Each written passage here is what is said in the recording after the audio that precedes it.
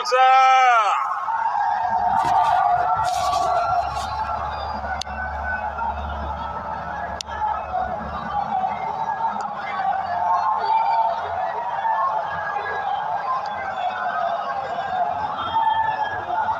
भारत माता की, भारत माता की। शक्ति स्वरूपा जीण माता जी, सालासर बालाजी महाराज, बाबा खाटू श्याम जी और वीर गोगाजी महाराज ने मारो बारंबार प्रणाम।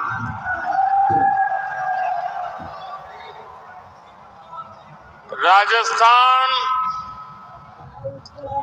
पराक्रम और परिश्रम की धरती है। ये वीर माताओं की धरती है। ये वीर बेटों को जन्म देने वाली वीर वीरांगना माताओं की पवित्र भूमि है। और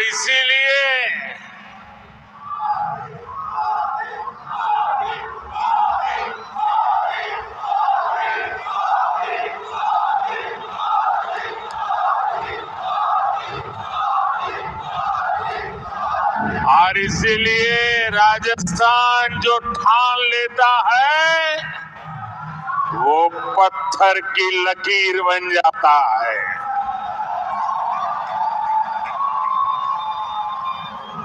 और यही जज्बा मेरे सामने देख रहा हूं।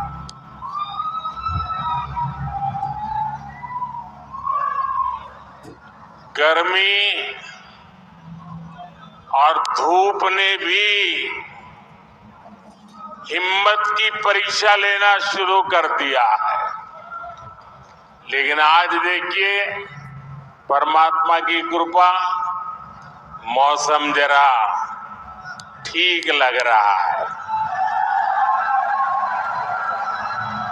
और जब कुदरत साथ देती है ना, तो इशारा भी करती है कि हवा का रुख किस तरफ है।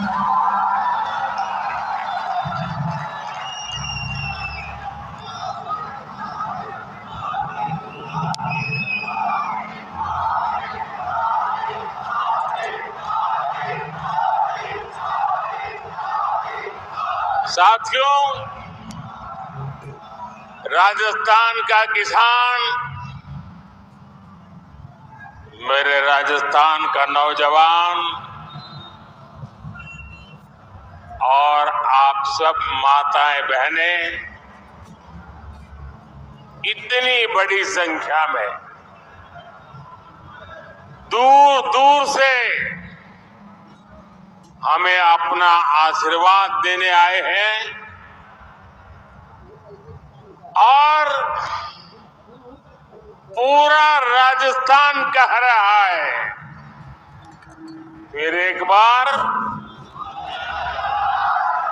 फिर एक बार, फिर एक बार। और आज चूरू ने ये बता दिया है कि 4 जून 4 जून।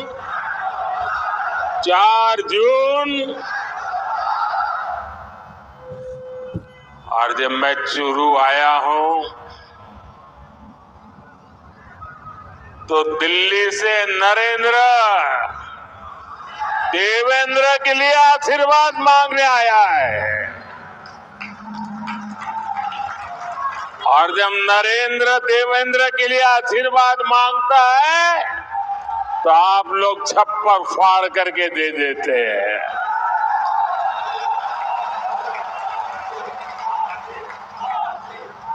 साथियों, बैठिए देवेंद्र जी। आज पूरा देश विकसित भारत होने के संकल्प पर काम कर रहा है और इसमें राजस्थान की बहुत बड़ी भूमिका है। जब राजस्थान विकसित होगा तो भारत भी विकसित होगा। बीते 10 साल में मोदी ने देश में जो काम किए हैं, उन्होंने विकसित भारत की नींव तैयार कर दी है। आज पूरी दुनिया हैरान है कि भारत इतनी तेजी से कैसे विकास कर रहा है। दुनिया को पता नहीं है कि भारत की इस मिट्टी की बात ही कुछ और है। हम जो ठान लेते हैं वो पूरा करके दिखाते हैं। पिछले 10 साल में आपने देश को बदलते देखा है। आप याद करिए, 10 साल पहले तब देश कितनी खस्ता हालत में था। कांग्रेस के बड़े बड़े घोटालों और लूट के कारण अर्थव्यवस्था चरमरा गई थी। दुनिया में भारत की साख गिरती जा रही थी। आजादी के इतने दशक बाद भी देश के लोग जीवन की छोटी छोटी जरूरतों के लिए जूझ रहे थे। करोड़ों गरीबों के सर पर छत नहीं थी। करोड़ों लोगों को पीने का पानी उपलब्ध नहीं था। हमारे गांव अंधेरे में डूबे थे। वहां बिजली भी नहीं पहुंची थी और लाखों करोड़ की लूट से सरकारी खजाना खाली ही रहता था।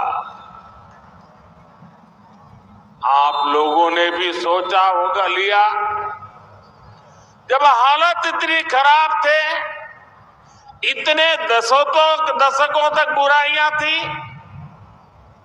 तो इसका मन पर भी असर होता है। और आप सब देशवासियों ने मान लिया था कुछ बदल नहीं सकता, अब देश का कुछ हो ही नहीं सकता। हर कोई निराशा में डूबा हुआ था। इसी हताशा निराशा में 2014 में आपने गरीब के इस बेटे को अपनी सेवा का मौका दिया।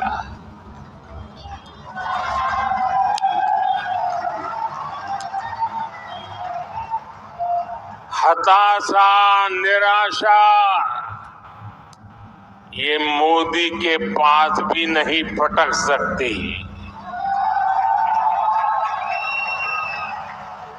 और मैंने तय किया कि हालात बदलने ही होंगे और मेरे लिए तो मेरा भारत, मेरा परिवार है।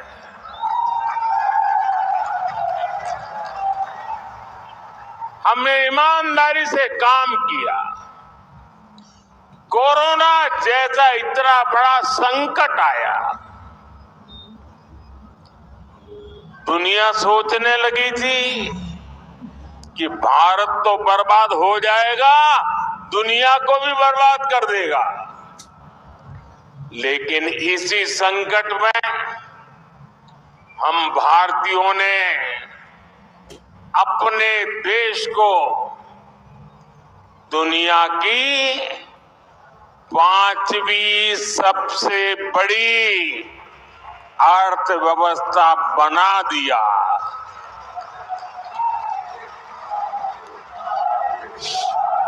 हम भी कह सकते थे भाई क्या करूं, पूरी दुनिया में आपदा आई है, हमारे यहां भी आपदा आई है, मैं क्या करूं।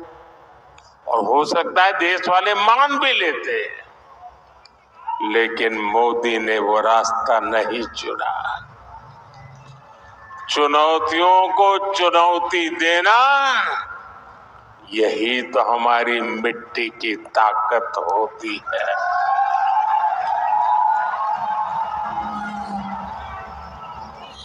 और हमारे राजस्थान में तो कहते हैं, अपनी करनी पार उतरनी।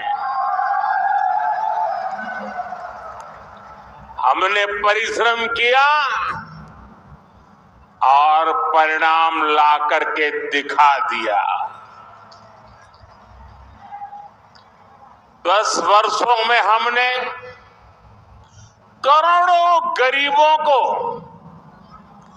प्रधानमंत्री आवास योजना के तहत पक्के आवास दिए, पक्के घर दिए, जिनकी 3-3, 4-4 पीढ़ी झुग्गी झोपड़ी में जिंदगी गुजारती थी, जो फुटपाथ पर जीने के लिए मजबूर थे,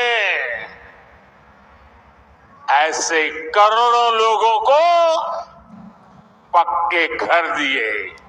और मुझे खुशी इस बात की है कि हमने जो पक्के घर दिए ना, उसमें अधिकतर पक्के घर मेरी माताओं, बहनों, बेटियों के नाम पर है। वरना हम तो जानते हैं हमारी समाज रचना ऐसी रही है कि घर होगा तो पुरुष के नाम पर, गाड़ी होगी पुरुष के नाम पर, खेत होगा पुरुष के नाम पर, दुकान होगी पुरुष के नाम पर, सब कुछ पुरुष के नाम पर।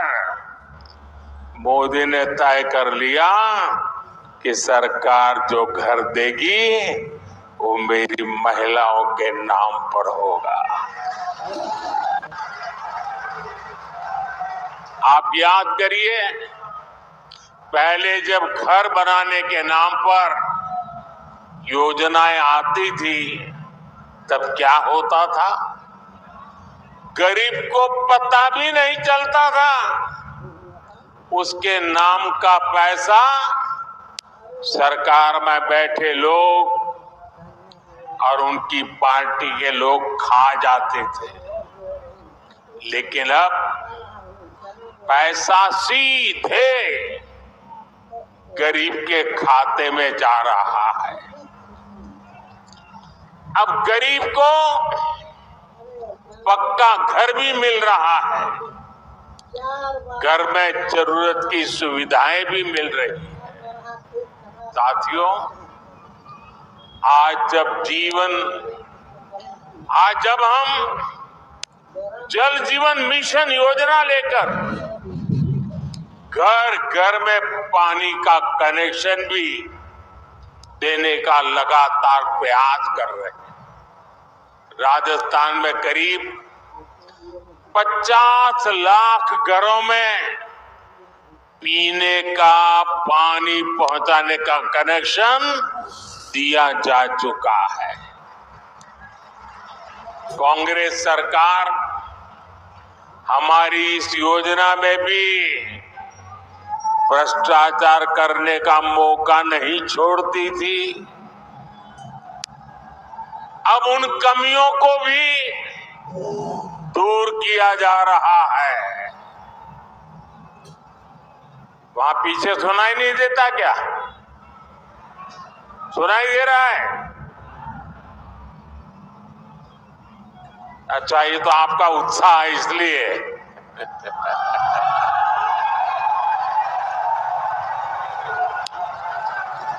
देखिए, राजस्थान के 4.5 करोड़ जरूरतमंदों को हर महीने मुफ्त राशन भी दिया जा रहा है। यानी जीवन के हर पड़ाव पर भाजपा सरकार गरीब के साथ खड़ी है। जो काम इतने दशक में नहीं हुए वो हमने 10 साल में करके दिखाए। और इसलिए मैं कहता हूं, जब नीयत सही तो नतीजे सही। और साथियों, 10 साल में जो हुआ, लोग तो कहते हैं बहुत कुछ हुआ, पहले की सरकारों की तुलना में बहुत कुछ हुआ। आप भी कहते हैं अरे मोदी जी तो रात दिन दौड़ते हैं, काम करते ही रहते हैं, सोते हैं कि नहीं सोते हैं, आप लोग बताते हैं, मुझे पता है। लेकिन काम कितना भी क्यों न हुआ हो, औरों की तुलना में अनेक गुना हुआ हो, लेकिन मोदी के मन की बात में आज चुरू में बता देता हूं। बता दूं? देखिए, जो अब तक हुआ है ना, वो तो ट्रेलर है, ट्रेलर।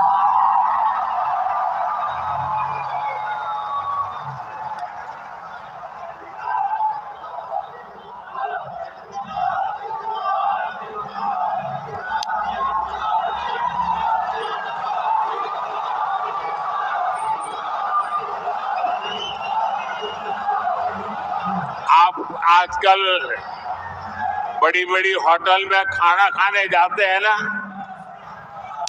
तो पहले एपेटाइजर लेकर के आते हैं, थोड़ी थोड़ी 2-3-4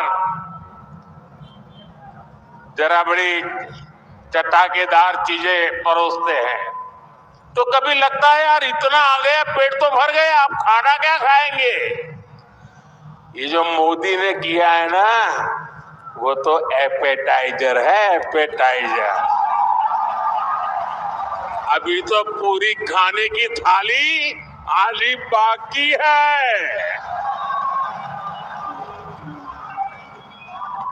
बहुत कुछ करना है भाई, बहुत सारे सपने हैं।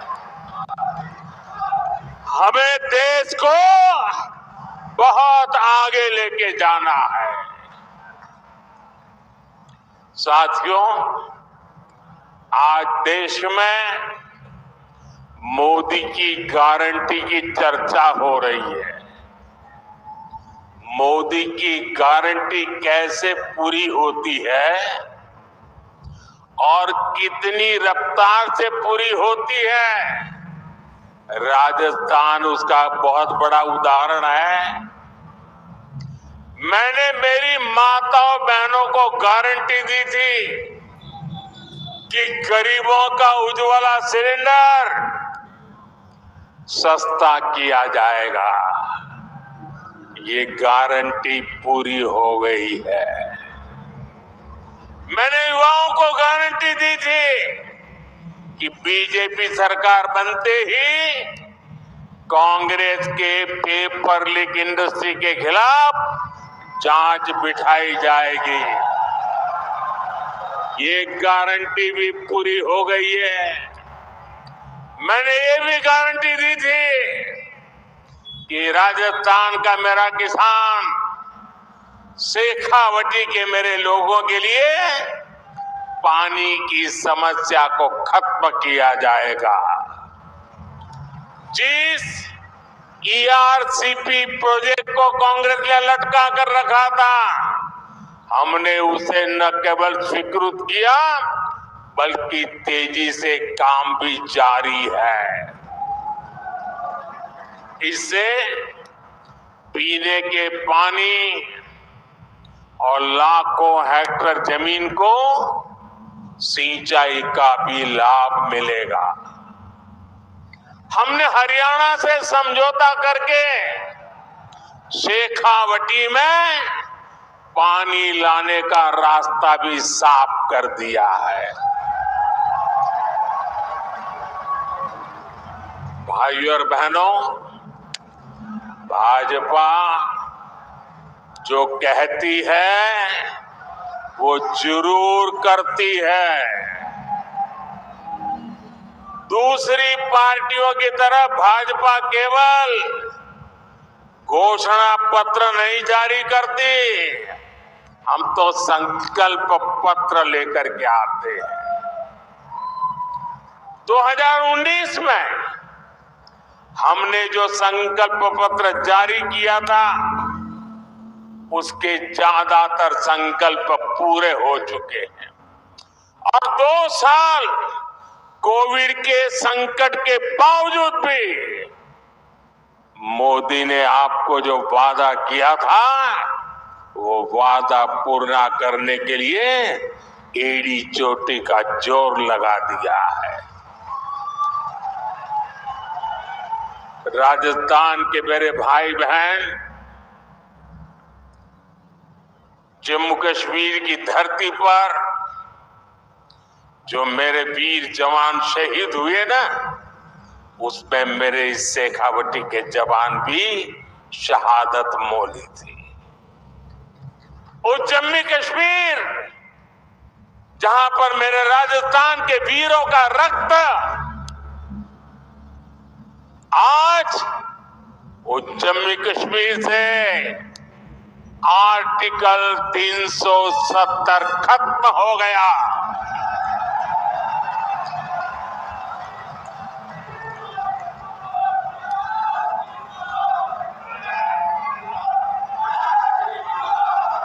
तीन तलाक पर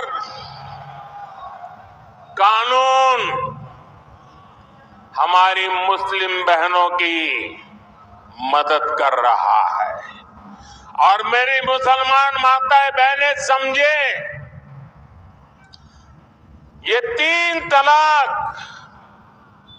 आपके जीवन पर तो खतरा था ही था।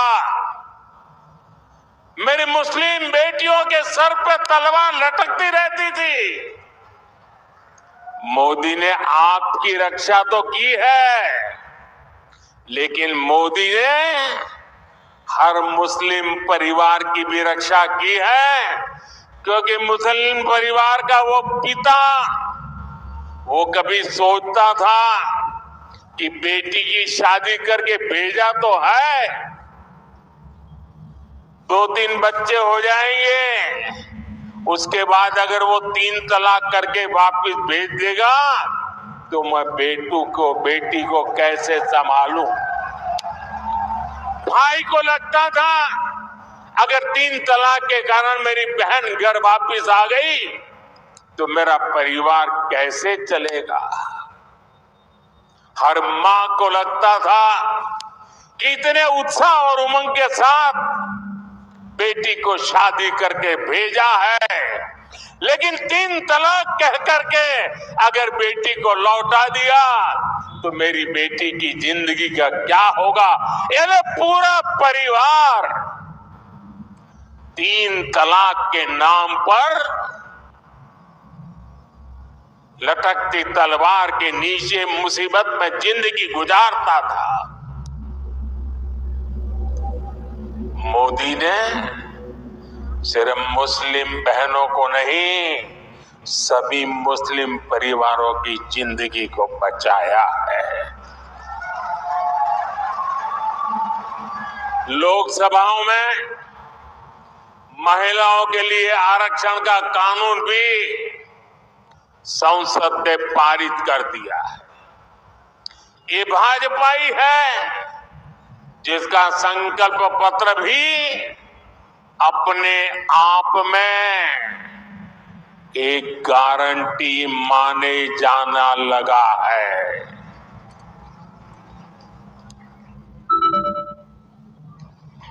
साथियों, आज जब मैं चुरू आया हूं तो कुछ पुरानी यादें भी ताजा हो रही है।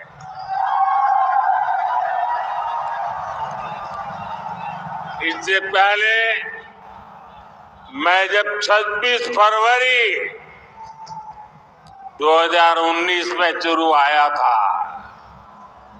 तो उसी समय देश ने बालाकोट में एयर स्ट्राइक की थी। हमने आतंकियों को सबक सिखाया था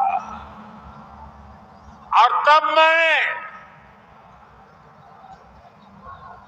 जो शब्द कहे थे, चूरू की धरती पर जिन शब्दों को मैंने दोहराया था, मैं आज फिर एक बार इस वीरों की धरती पर आया हूं तो मेरे उन भावों को दोहराता हूं। तब मैंने कहा था, यही चूरू में कहा था, सौगंध मुझे इस मिट्टी की,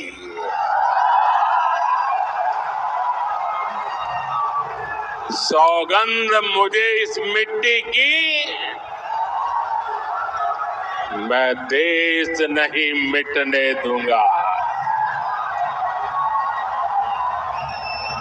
मैं देश नहीं रुकने दूंगा, मैं देश नहीं झुकने दूंगा। मेरा वचन है भारत मां को, तेरा शीश नहीं झुकने दूंगा।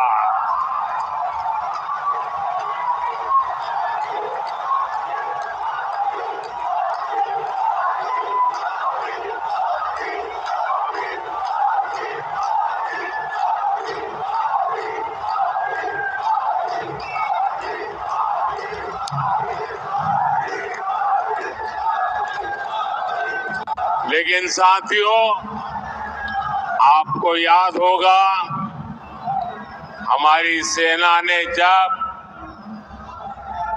सर्जिकल स्ट्राइक और एयर स्ट्राइक की, तब कांग्रेस और उसके साथी क्या भाषा बोल रहे थे?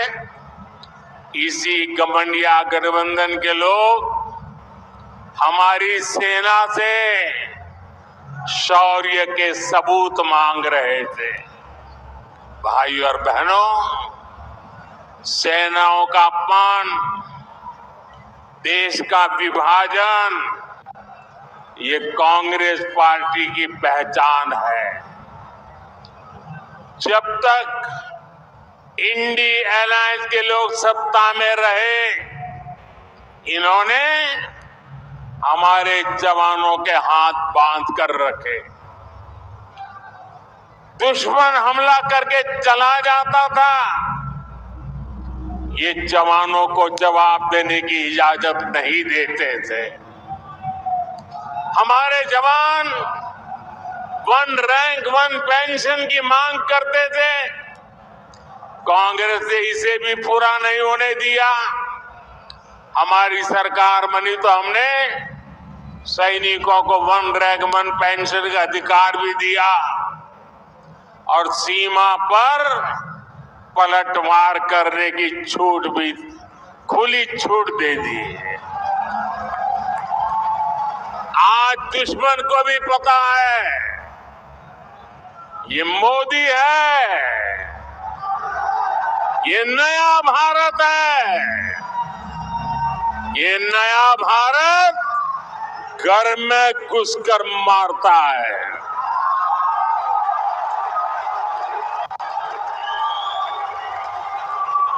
साथियों, देश हित से भी ज्यादा कांग्रेस ने हमेशा तुष्टीकरण को प्राथमिकता दी है। ये लोग तुष्टीकरण के लिए किस हद तक जा सकते हैं, ये देश ने देखा है।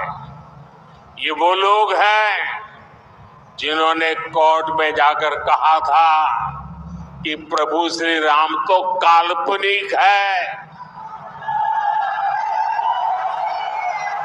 अभी कुछ महीने पहले ही अयोध्या में भव्य राम मंदिर का सपना पूरा हुआ।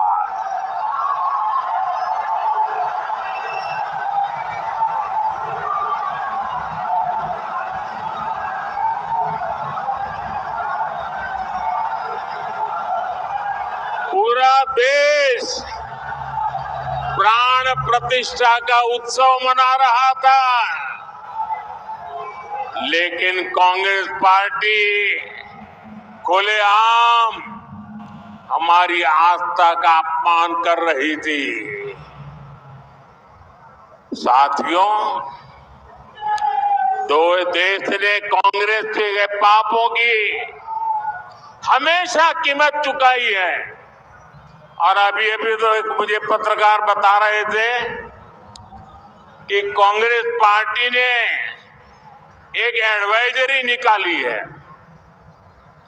और एडवाइजरी भी इतनी डरे निकाली है। उन्होंने कांग्रेस की सभी इकाइयों को कहा है कि अयोध्या राम मंदिर की चर्चा अगर निकल पड़े तो मुंह पे ताला लगा देना, कुछ बोलना ही मत। उनको लगने लगा है कि अगर राम का नाम लिया तो पता नहीं कब राम राम हो जाए। ये हाल हो गया उनका, एडवाइजरी निकालनी पड़ रही है। भाइयों बहनों,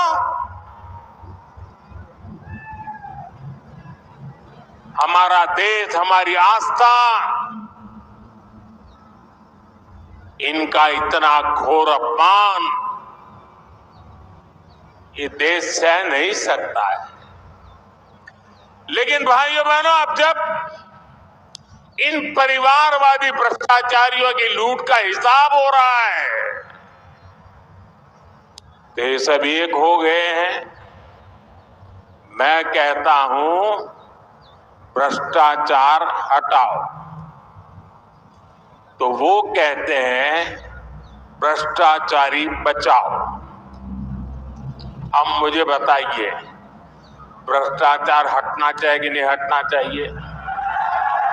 देश को भ्रष्टाचार से मुक्त करना चाहिए कि नहीं करना चाहिए?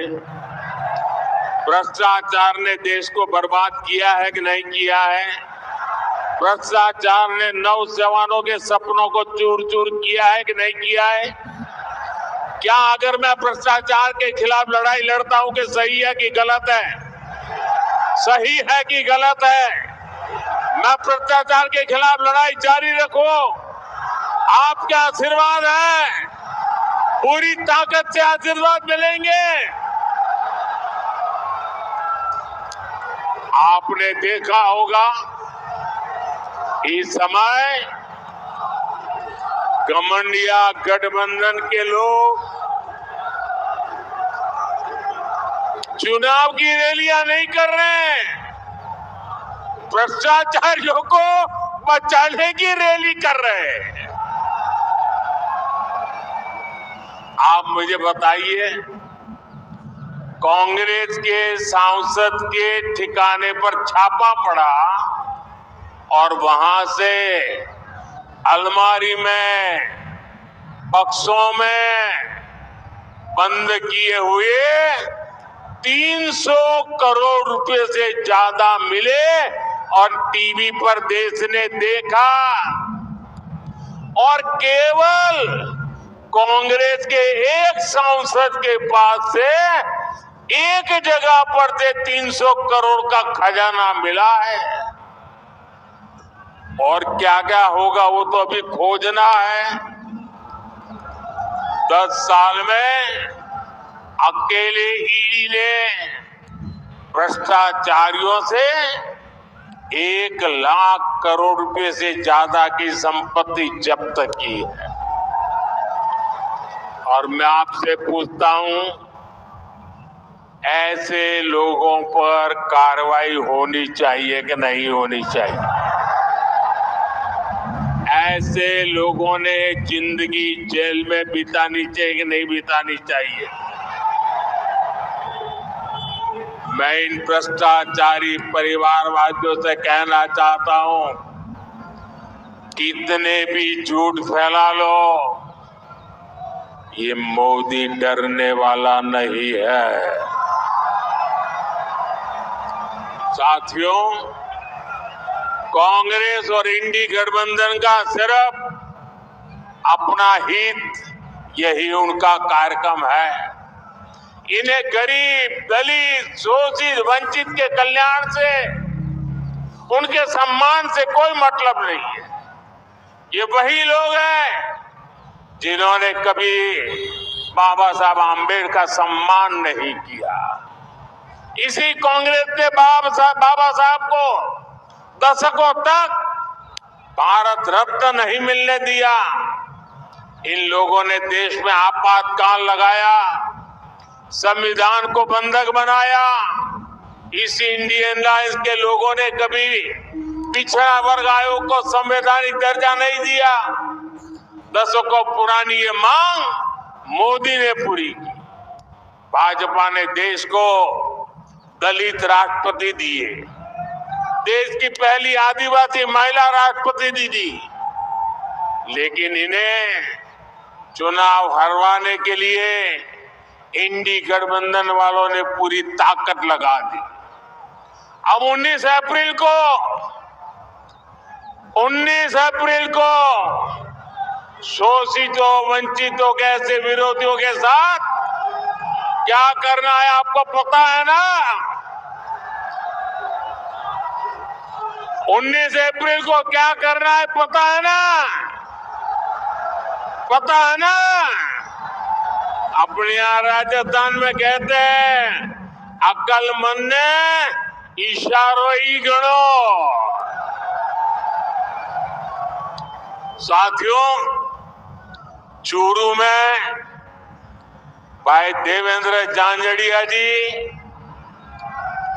झुंझुनू में शुभकरण चौधरी जी, सीकर में स्वामी सुवेदानंद सरस्वती जी, मैं आज आपके पास उन सब के लिए आशीर्वाद मांगने आया।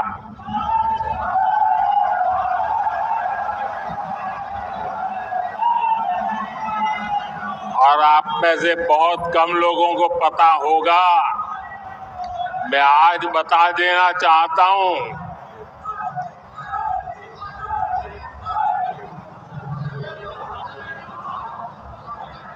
चूरू में जो उम्मीदवार है देवेंद्र और दिल्ली में है नरेंद्र।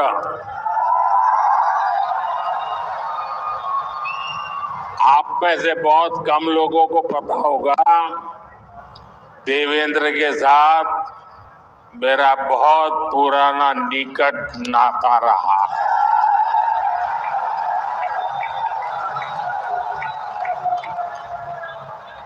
और जब मैं देवेंद्र को पहली बार मिला, जब मैंने उसकी मां की बातें सुनी, मेरे मन को छू गया कि मेरे देश के आन बान के शान के लिए शेखावटी की गरीब मां, अनपढ़ मां, अपना बेटा जिसका शरीर मुसीबतों से गुजारा करने वाला शरीर है, लेकिन उसको भी दुनिया में देश का नाम रोशन करने के लिए मां प्रेरित करती है। और देवेंद्र भी गरीबी की परवाह किए बिना जी जान से जुट करके भारत का सम्मान बढ़ाया है। देवेंद्र को टिकट देने के पीछे मोदी का मकसद यही था कि जो गरीब माँ का बेटा होता है उसके सपने भी पूरे होने चाहिए। मोदी का देवेंद्र को टिकट देने का मकसद यही था कि मेरे देश के जो खिलाड़ी हैं, पूरे हिंदुस्तान के खेल जगत के बेटे बेटियां हैं, उनको प्रोत्साहन मिले कि आपका खेल का कार्यकाल ये देश कभी भूलने वाला नहीं है और उसका सिंबल ये हमारा देवेंद्र है। और इसलिए मैं चूरू वासियों से विशेष रूप से ऐसा गरीबी से ही लड़ा ऐसा नहीं, दुनिया में जाकर के देश का डंका बजाया ऐसे मेरे साथी को, चाहे वो चूरू हो, झुंझुनू हो या सीकर हो, आप भारतीय जनता पार्टी को भरपूर आशीर्वाद दीजिए। और मैं आपको विश्वास दिलाता हूं, आपके सपनों को पूरा करने के लिए मैं एड़ी चोटी का जोर लगा दूंगा जी।